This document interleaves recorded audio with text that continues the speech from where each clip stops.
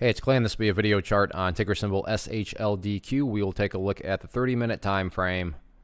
Real quick, what do I mean by 30-minute in case maybe you're new to charts? Instead of each one of these candlesticks here representing 1 day's worth of price action, which is what you would normally see, each one represents 30 minutes. So all this here may look like a few weeks worth of time. It's actually just the past 2 days, both Monday and Tuesday, broken down into 30-minute time slices.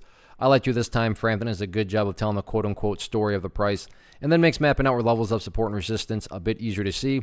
Another boring day, but I would call it completely healthy.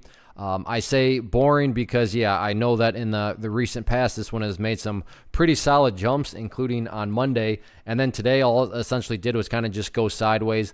But the key thing here is, where did it go sideways? What's the location of it? And the location of the, again, boring price action, quote unquote, is up around here. Well, you look at the previous boring times down here, and then another boring time down there, and then another boring time down there.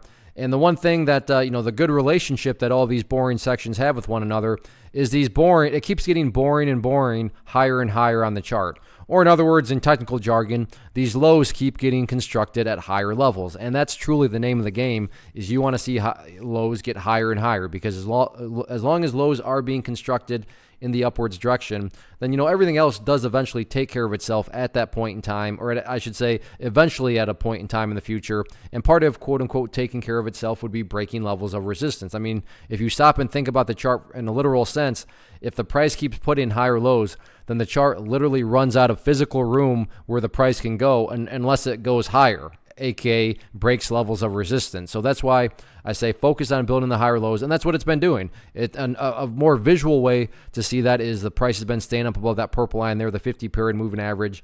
And that's why, yeah, it was boring in the sense of it just went sideways, but it was extremely healthy in the sense of, not only is the price, staying well above this area of support that I've talked about in the past, but the price has been doing a great job of holding up above that purple line there, the 50-period. So that's a nice sign in and of itself. As far as resistance levels and kind of what needs to eventually be broken at some point, that is where this 55-cent level comes in, that red line, which I've talked about in several of the past videos.